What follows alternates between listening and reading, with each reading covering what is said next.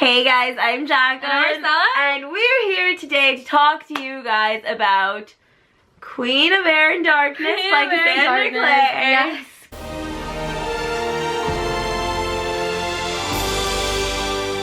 Guys, oh my god. So I just finished it today.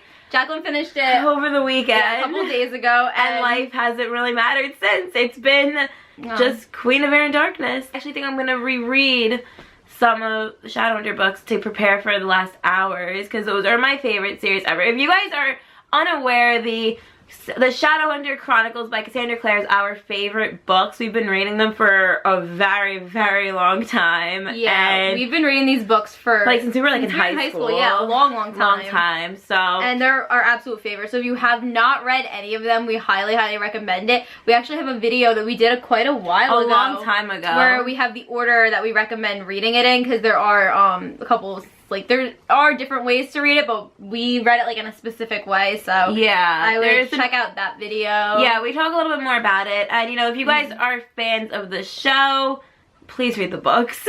Yes, the books are incredible, and yeah, it's one of our all-time favorite series, and we highly recommend it. But today we're going to talk about Queen of Air and Darkness, and we're so excited to talk about it. Unspoiler, if you guys have not read Queen of Air and Darkness, but you've read, Lady Midnight and Lord of Shadows, this is the best one in the entire series.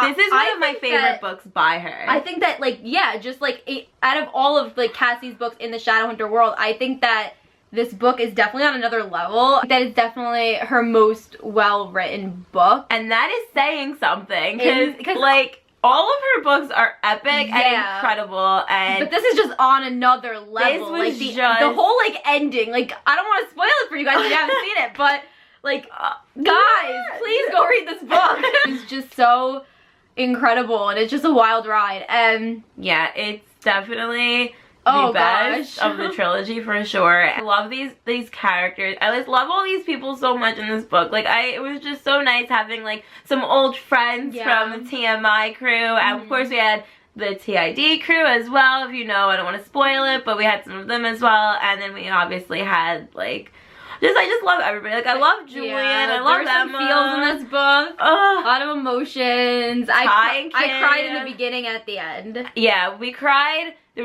I cried in the beginning, I definitely cried, and then I cried happy tears at the end. Yes, definitely.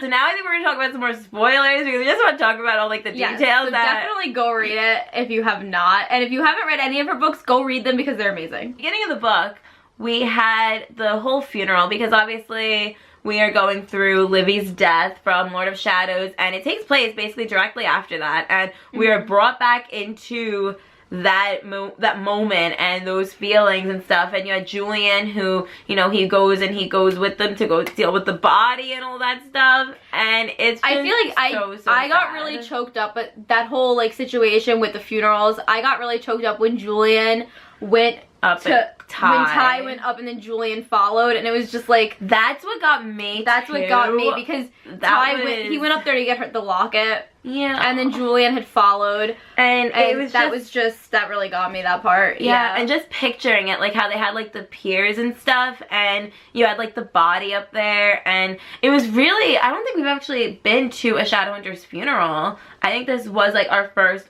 full funeral where we were really in there the whole for a long time, and we saw what happens and everything. And yeah, I think Ty really broke my heart, because Ty is really, in this book, we see a darker side of Ty in this book. He doesn't really know how to process that he has lost his sister. He lost his twin, and he processes death differently than everybody else. He doesn't accept that she's dead. The whole book, Ty's just very, very, he wants to get Livi back. That's all that he can focus on, and he's determined to do that, and he doesn't care what anybody says. And I feel like Kit really had a hard time in this book because of that, because Kit was trying to be there for him, but he couldn't balance that being his friend and trying to be supportive, and then telling him no and trying to protect him. So Kit really struggled with that, and it ended up ultimately at the end blowing up in Kit's face, because he really waited till the last second to try to stop him, which was really bad. It was just hard, and I think that Kit also didn't really realize that this could actually happen. And I think that Ty in this book, he even we're gonna get to part 2 with Thule and all of that stuff, but there is like another Livi, and he's like, no, that's not my Livi. Like, he doesn't accept that his sister is gone, and he doesn't realize that even if he does bring her back, that's not technically gonna be his sister. And then, you know what, interestingly enough, he actually mentions towards the end, like, you know, it worked for Jace. Like, Jace came back, Clary was able to bring back Jace, and he tried to think of it, he tried to process it in his mind where it was just like, it's gonna work. Yeah. He didn't see any of the consequences of it not working. Which is gonna come back in the Wicked powers. We really, really strongly believe that that's gonna come back. Yeah. But, yeah, and Julian, oh my gosh. Julian. I was so, like, Julian made me so angry, like most of this book, because we're like, he turns off his emotions, which is never a good thing, and that really affected him and Emma's relationship throughout like the whole book.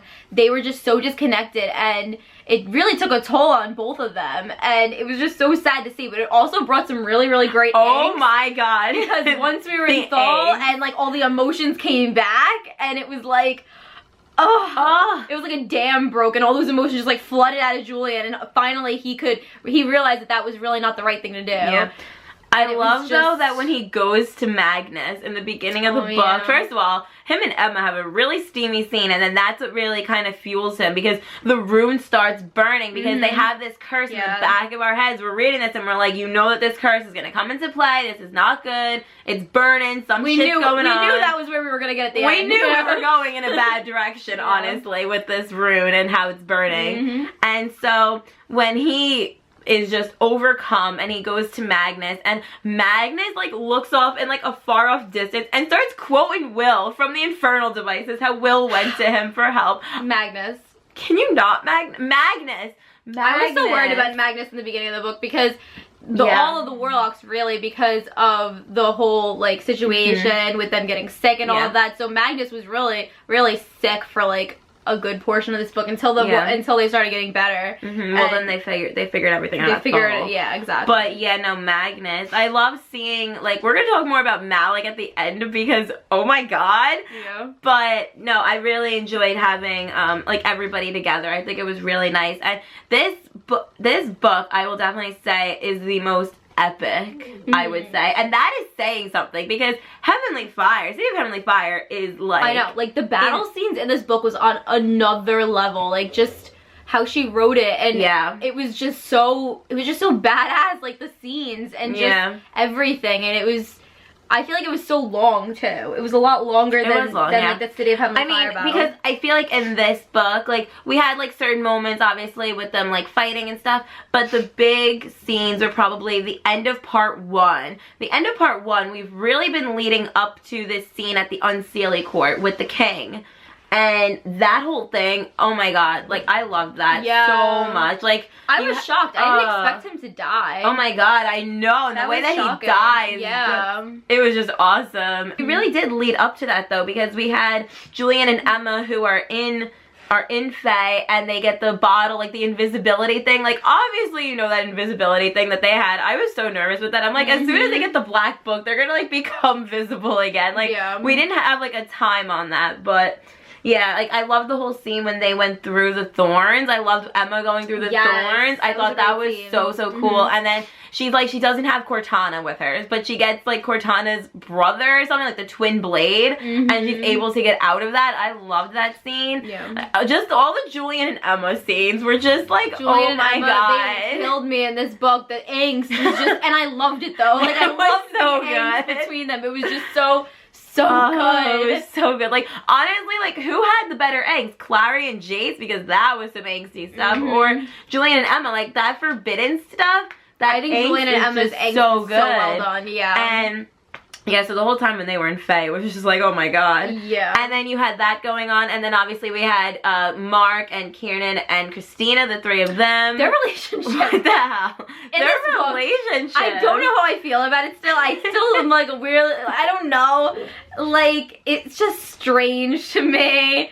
And there was a lot, I feel like Christina, Mark, and Kiernan, they were in this book a lot. I still think that they should have been on the cover. I mean, the cover's beautiful. I feel like they should have been on the cover too. But I feel like one of them. I feel like there was a lot of chapters with them. Like, they were in this book more so than the other books, I felt like. I felt like that too, definitely. I really enjoyed those chapters, but it was definitely... I enjoyed their chapters. Weird. But it was strange, because Yeah. It's like there were just like a couple together. Like, I don't know, like there was one part when Christina, like, she goes, I think Mark had kissed her or Kieran had kissed her, and then the other one had kissed her, like right after in front of everybody, and it was just like a three-way thing. It's just funny, like, because like, but it's normal in Faye, you know, like that stuff is normal, and she loves both of them, and they love each other, so it's just like a party together. I don't know, but it's just funny. It was very interesting though, because I've never read anything like that. It's true, yeah, we've never had that before. But in the last book, Emma, she jokes about like a threesome between the three of them, and it's funny because it ended up being like that. And it was always like, oh, who is Christina gonna end up with? I always wanted her to end up with Mark, but I did really like Kieran, so it was like, I kind of thought that that's where it was gonna go. I thought that she was gonna end up with Mark in the end because Kieran leaves to go be king. But I was happy though because I could tell that like they weren't happy. It was really sad when he left. It's like it didn't work unless it was the three of them. It ended up working out though because they all are in like the cottage now. Yeah, they have a cottage that they could go be together. They're gonna be in their little cottage, which is cute. I mean, I was happy. I think it's gonna be good. I'm curious. Like, I hope we see them again in another 5 years when the Wicked Power comes out. Like, that's gonna be 5 years later. And wonder how the cottage is going. Like, I'd like to visit that cottage eventually. I would too. Yeah, I actually really enjoyed Kieran in. I think it's Kieran. That's how I read it. I think it's Kyron. I don't know. That's how I read it. As Kieran. I read it as Kieran. We're gonna pronounce probably names wrong. I think it's something else. We're not the best at doing that. But no, I really did enjoy his scenes. I think his scenes were really interesting in this book specifically, because I think the Unseelie Court is just like a really fascinating place to go, and we got like a political aspect going with like the Unseelie King and the Seelie Queen, and oh my god, the bombshell that dropped, that kid is the first heir, and all of a sudden like oh my god, Kit being part Faye, like super distant, like it's very, very distant. Like he's definitely way more Shadowhunter, obviously, but he does have, because you couldn't even tell that he was Faye until he had that ability at the end of the book. Yeah, and then it was like, what the fuck is going on, Kit? He is powerful, and so Kit, we've known like his family, like they have this. They want to kill all of the Herondales from that line. And if you guys, we read the short story with Jem and Tessa, and the whole thing with like with them looking for Kit, and with the mom, and we had Jack and Rosemary. Like, it was really interesting of a story. I mean, there's Jem and Tessa in it, guys. The emotion of that story when they got engaged. Oh my god, it's so good. But yeah, we have to read. We're gonna read the Ghost of the Shadowhunter Market when it comes out in full format in June. But we had to read that one because of Jem and Tessa. Kit being the first heir. What's weird to me about this whole thing is we know now that Kieran is the king, but like, can Kit overthrow him? Like, how much? I don't know. It's just weird, and I feel like it's gonna come back into play like heavily in the Wicked Powers, and I feel like he could. I'm not sure if he. Because like is he too young? Is that why? Well, I mean, we have to remember Kit and Ty in this book are about 14, 15. They're about 15, I think. Yeah. So they're still really young. So in the next book, they're gonna be like 19, 20.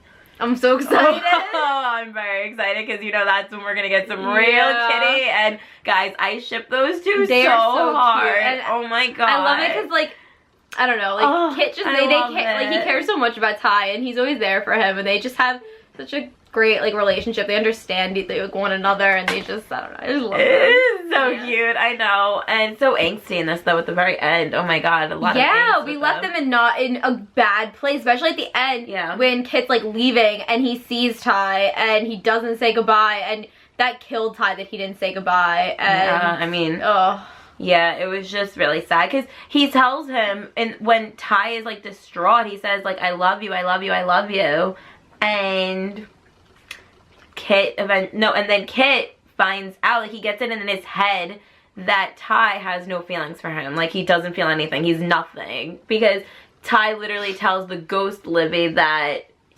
he has nothing without her.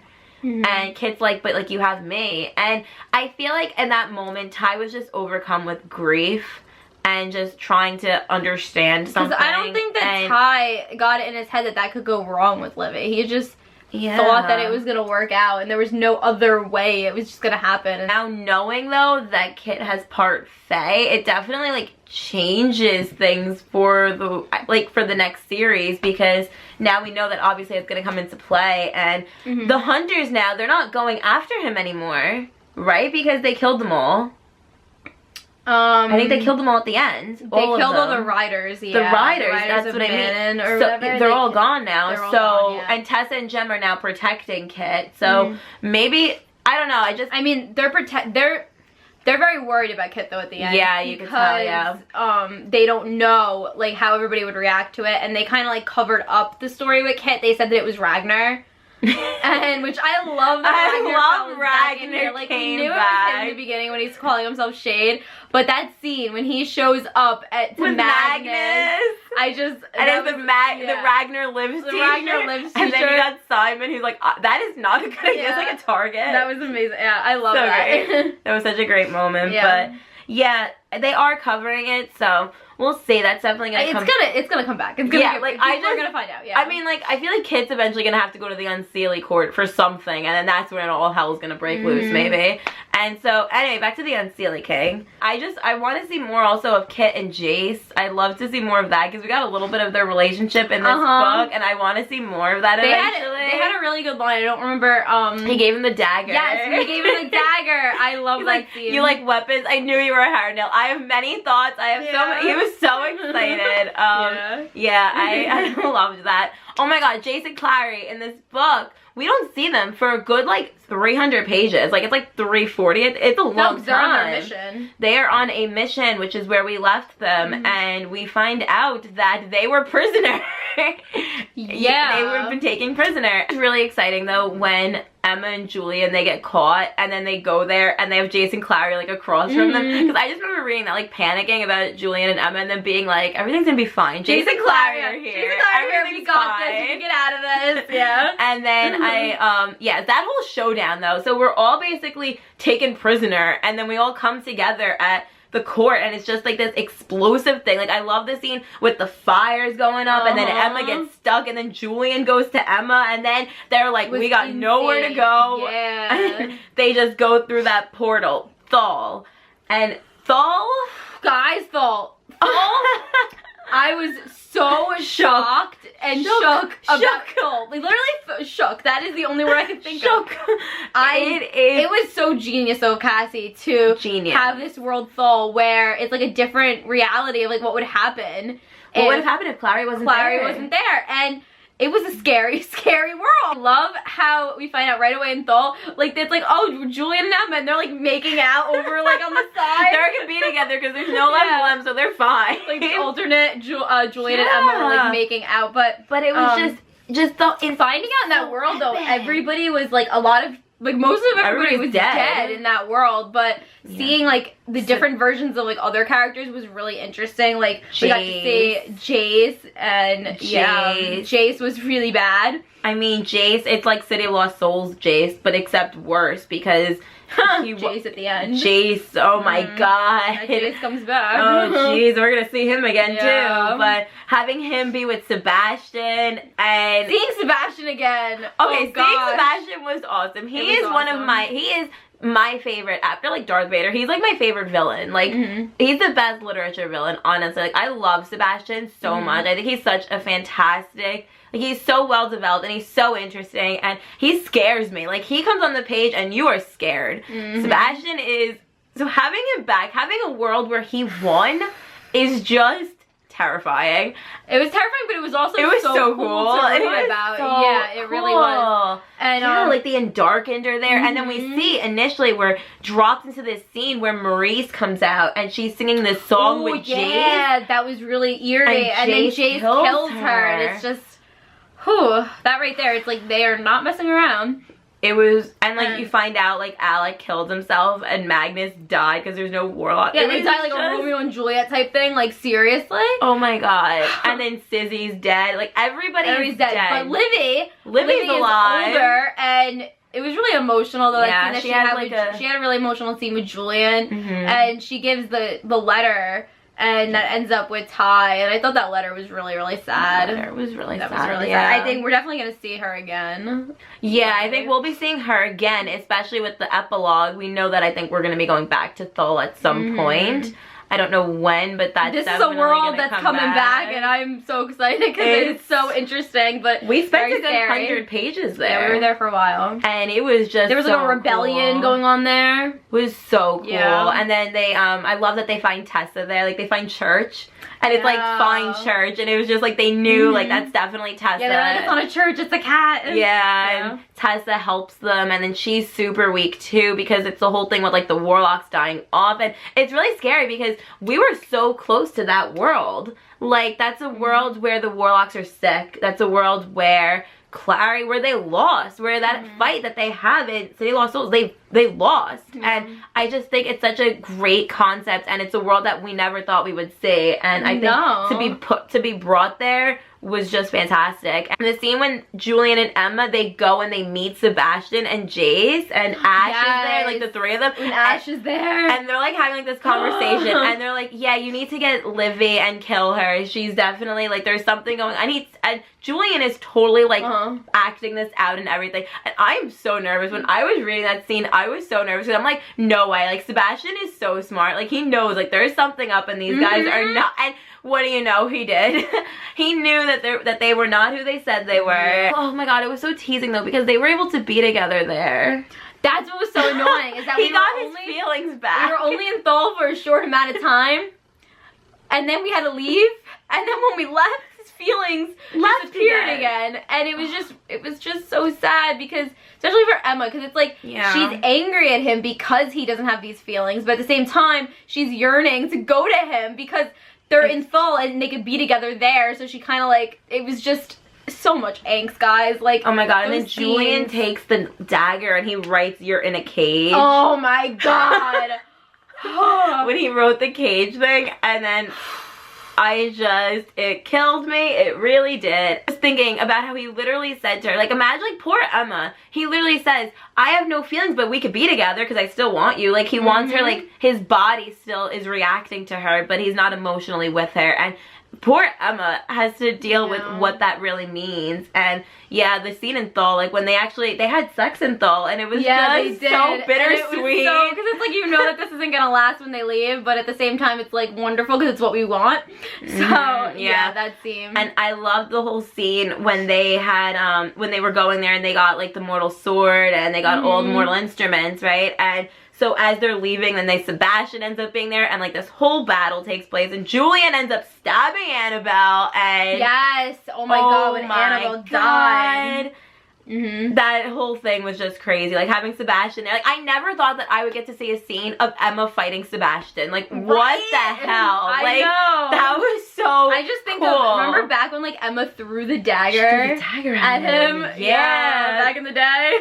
Yeah, when she was really like 12. When she was like really little, So it was just so cool to see her like actually be able to fight him, and it was just kind of, in some way, it was her also avenging her family, and it was also Julian avenging his family too. And then I think that one of the giant themes of the entire story was that, you know, like revenge is not really like, you don't need to do justice like that. Like show mercy instead of well, that was the whole like motto at the end too. That was really what kept them from killing Zara. Which I think that bitch should have died. That bitch should have died. If anybody should have died in this book, it was her. Because she was so fucking annoying. Like, she better die in the Wicked. She was so whiny and so just not making any sense at all. Yeah, but it figures that somebody like that would be like the example of like showing mercy. Because it's somebody who's so irritating and so evil and so horrible and disgusting that you want to kill them, but you have to show mercy because it's the right thing to do. I guess she was trying to teach us also to show mercy. Yeah, I guess really annoying. But like, I still think she should have died. Because the cohort in general. It was really scary. It was scary how bad they actually were, and Yeah, like it shows what happens if somebody in power is an awful person. And the whole like downworlder registration. I love the scene with Helen and Aileen when they were like registering people and they're like, you look like an Elvis Presley. Like you look like they were like naming celebrities with them. Like I thought that was really funny, and like they were like trying to like rebel in their own way. And yeah, the whole cohort thing, even, oh my god, like in the beginning of the book, the whole reflection pool, that's also, I feel like that's gonna come back at some point, that reflection. That was really and like scary you go when she in went there, inside of there, and that it's like your pain, when, Kiernan. She was in like agonizing pain, and Kiernan helped her and ended up getting really hurt, and then they tried to blame him, which was like fucking ridiculous because he was helping her. Yeah, but they always just blame the downworlders. So it was just so annoying how much they all hated the downworlders. I just hated them all so much. And then, okay, so the whole theme of this book was the everything changes in this book. And I think it definitely does. This book is definitely a little bit more politically driven than, because it was, but it wasn't in a bad way though. No, like, I didn't think it was boring at all, because a lot of times with like politics in books with like the different like governments, it could get kind of like confusing, but I thought that this was really interesting, because this is like, we've always known in the Shadowhunter world that the government of it they're not really good people. Like we have the whole like the law is hard, but it's the law. And like I feel like the consul and like the cohort, like all of them have always been so bad, but yeah, in this book, we see that obviously they're horrible people, but we get to the point, like, at the end where, like, we're standing up for that, like, we're trying to make it better. Yeah. And I'm so happy for Alec. I just say that Alec, you know, I was rooting for you. I got emotional. I'm so proud that Alec ended up being the consul, and then they ended up, basically, like, the way that our government is set up now, going into the Wicked Powers, is we have all of, like, the people that are bastards and assholes. Like, we have all the bad people in Alicante, and they are all now everybody is spread out. And it seems like there's this divide. There's a huge divide. There's, like, a civil war now breaking out with the Shadowhunters, and I think that's probably where we're going to be going, which is not good, because, you know, we need the Shadowhunters really, like, to be together, you know, and we just have such a strong divide. And I think that they said the government now is going to be based in New York, they're working on. I think that's what Alec and James are talking about. Because he's going to be close to Magnus and the kids. Yeah. And so he's working in there. He's working in New York, and that's really where they're going to try to fund their world. Yeah. They're going to try to really build a world away from Alicante. Again, away from all of those horrible people, and try to really build it into something that could be like the next big government. I mean, I get it. They were kind of like, we can't build a new, better world on the armies of like on the bodies. Well, that was the whole thing. We can't like, do it on like dead bodies. But like and Zara, like put the knife to her throat. Like, just do it then. There's no, you like literally caused so many Nobody will miss you, Zara. No, nobody's gonna miss you. But I will cheer. At the same time, though, like they couldn't kill all these people, because that would be starting the new like a new government on literally like the bones of these people. That's what the whole thing that was the whole thing was they couldn't do. Which like I understood. I get it, but it's gonna be. But it's like. It would be so much easier if you just took them all out. So like now basically the Shadowhunters, they can't be in Alicante and Idris anymore, which is like, you know what? Whatever. I'm sure. They don't need you anymore. I'm sure you guys can have your Alicante. We're gonna hang out in the New York Institute with Alec. Whole battle scene though to get to that point. Oh my god, the battle scene at the very end. So Julian has this idea where he's like, you know, there's more of us than there are of them. Let's just kind of go get everybody. And he has this meeting with a bunch of downworlders. And I love, like, the whole thing with Jace where, you know, Julian's, like, making pancakes and stuff. And he's just like, yeah, this is a great way to start. When you start a war, this is what you do. You make pancakes. And Jace is like, what did you mean you made a war? And it's just like, this is a bad idea. And Clary's like, we love bad ideas. We're here for it. Seriously, let's go do it. Let's do this. And so it was just so good. Like, I loved having, like, I feel like there was a lot of Clary and Jace together, like, in this book, and it was just really nice to see them, like, interacting with like the TDA guys. It was so nice. It was really nice. I love what he called it. It was like Livia's watch. Yeah. And it had like the banner, like I really love that. You guys, we got the first edition, so we had pictures, which was really nice. Like all the pictures were the so pictures pretty. were beautiful. I loved having the pictures. Yeah, and I loved having like that visual of like what their banner looked like, and it was just a really nice scene. And then obviously he's like, okay, now the real meeting is gonna start when like everybody left, and they all had like this plan, and I loved the plan so much. So like they're all going to battle, and they're like, okay, as soon as we tell them that Jace and Clary are alive, obviously like they're gonna try to kill Jace and Clary now because they're like war heroes and stuff. And I loved like when they go to attack Jace and Clary. I love Jace and Clary literally, like everybody looks at them like they're not real people.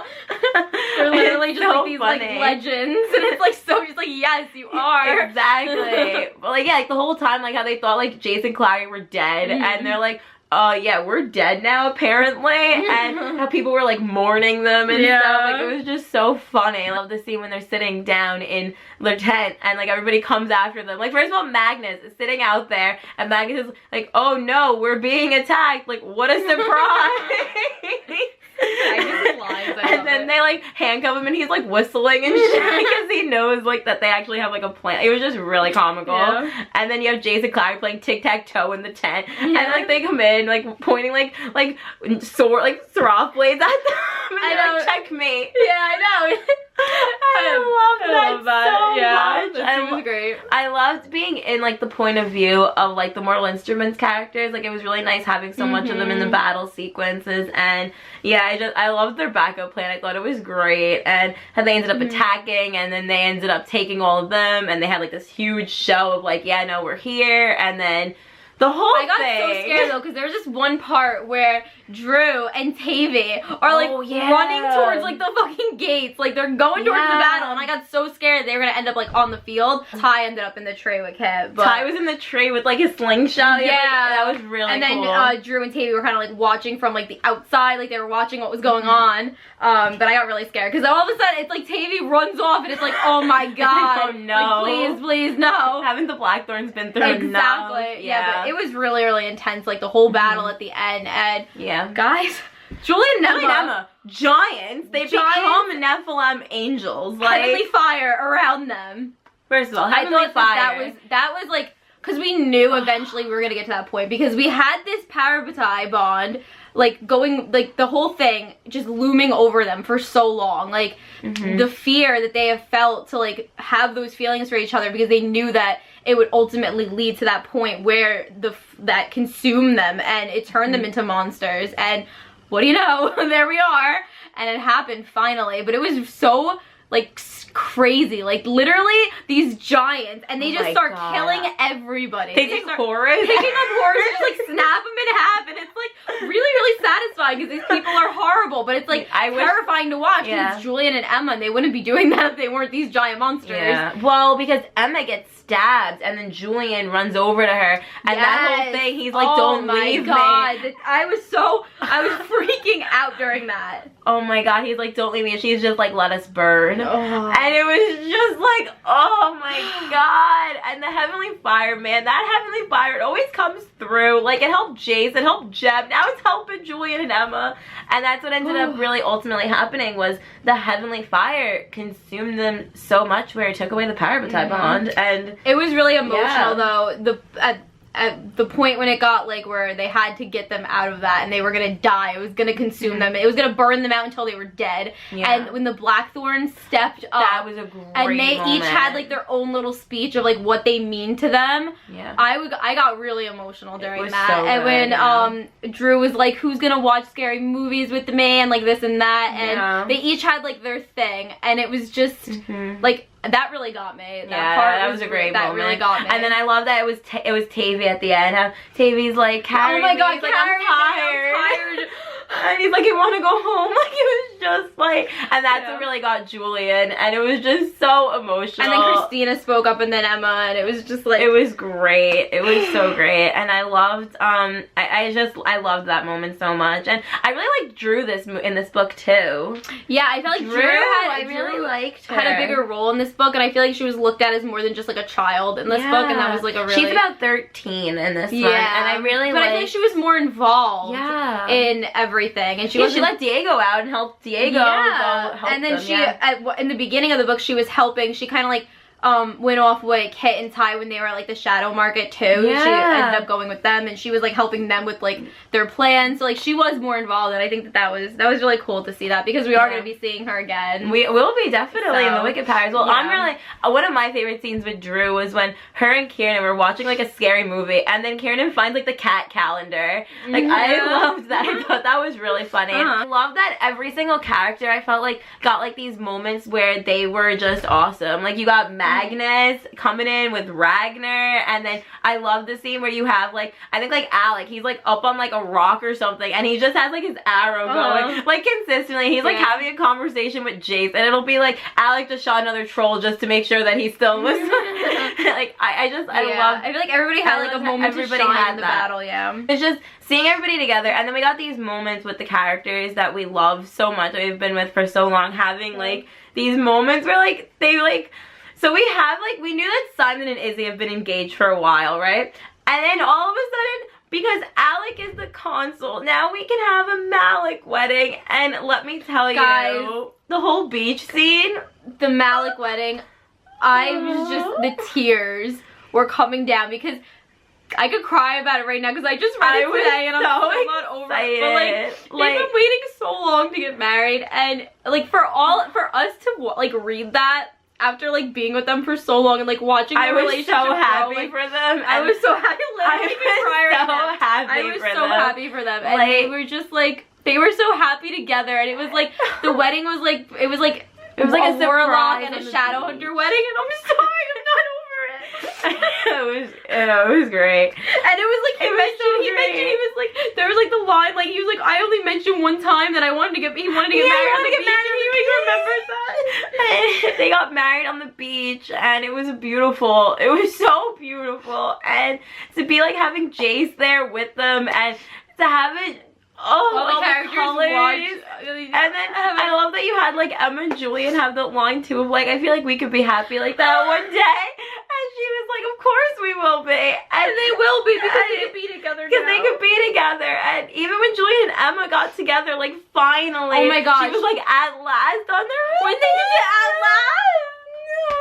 It was so good. Oh my god, it was so rewarding having Jem explain everything for them, and then they like run to each other, and then I love that we had like that awkward moment with Julian and Emma too, of like him being like she's like, I don't know, like she was like, he said good night to me so awkwardly, like, are we together now? Like that, it was like so cute, and I really want their travel year. The wedding though, I think was one of the biggest highlights. That was my favorite part. The wedding was one of the best parts at the end. The whole book, like I can't pick a favorite part. I was just so happy at the ending. The Malik wedding. But then Jace and Clary. It's like we were just crying, and then you made me cry more because of Jace and Clary. Because guys, like Jace and Clary. I was just so scared for them when Clary thought she was gonna die, and then she said no. And then she set up the whole garden, and it was just so amazing. No, but it was just so emotional, because that's where they went in the City of Bones to have their first kiss, and just to be back where like the midnight flower. And I love how she tried to propose to him, and he like took over and was like giving a speech.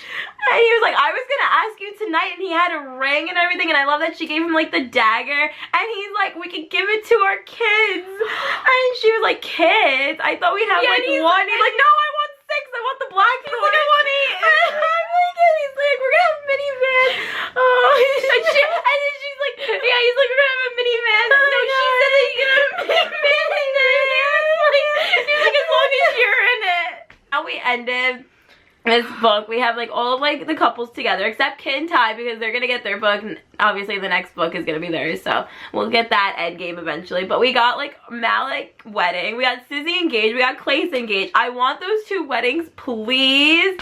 I need to see those weddings. Now that I've seen a Malik wedding, I need a wedding for all of them. I need to, yeah. And I'm so excited that we're gonna be getting we're gonna have in April, we have the Malik book is coming out, which is so exciting. And then in June, we have Goes to the Shadowhunter Market, which we cannot wait to read, because we only read the Jem and Tessa story. Yeah, because we're waiting till it comes out and all of them together. Yeah. So I'm so excited to have them all together. And then obviously there's 2 additional stories in that. And I already know when I see Cassie, I need to ask her, I want a travel year of Julian and Emma together. And it'd be such a fun idea to see like to see the different institutes. And like they mentioned like, oh, we're gonna go to stand in front of the Eiffel Tower and hold hands. Like they have all these plans, and I need to see. I need to say that and then not show it to us. Like please, like please, short story, something. Give it to me. I really want that so badly, and I do feel like we ended and like everybody split up.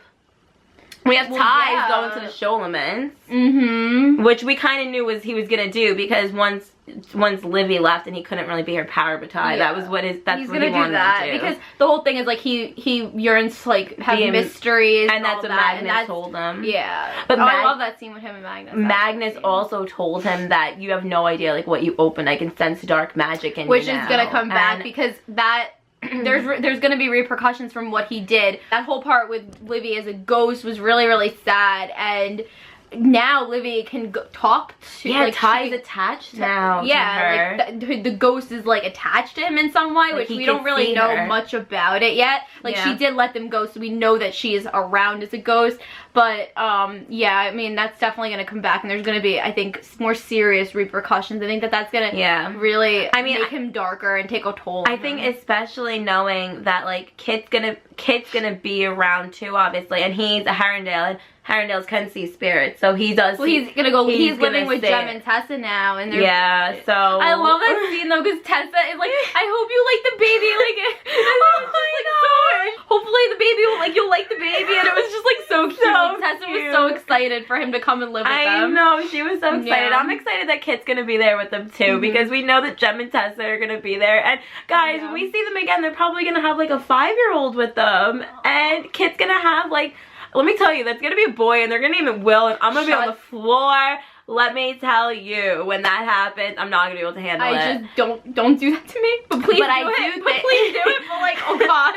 I do think though that the whole ghost thing, I feel like that could definitely come into play in the last hours, because I feel like when Magnus says like, you know, you have no idea what you've done, because Magnus again has been around forever, so I feel like he's gonna have to help them in the last hours. Like I feel like there's something's gonna be around maybe with some ghosts, and that's how she's gonna try to parallel those two series, because just what she always does. So I don't know, I cannot wait for the last hours, guys, but we are so excited for the rest of these books. We just love this world so much, and I'm gonna miss like the Blackthorn so much, and I feel like I'm in such like a reading slump now. I'm never gonna read again because I can't.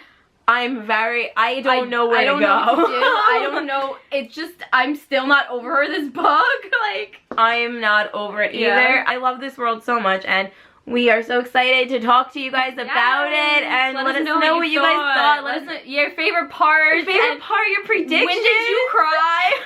When did you cry? Did the Malik wedding get you two in the Clay's proposal? And then Julie and Emma, because oh my god, like I love the picture of them on the beach. It was wonderful. It was. I'd love to talk to you guys about them, and we'd love to do more book videos. Yes, let us know if you have any recommendations for book videos, and give this video a thumbs up if you enjoyed it, so that way we know. And yeah, definitely comment below if you like this video and if you want us to do more, and like what you would like to see. Like there's such a big part of our life reading and books and stuff. Like we always vlog BookCon and BA, but like I would love to talk to you guys about that and like share that part of like what our favorite stories are and stuff like that. Like I would love that. So let us know what you guys would like to see, though, that we have an idea. Yeah, definitely. And you can also follow our social media. We are at City of the Feels. Thank you for watching. Thanks for watching.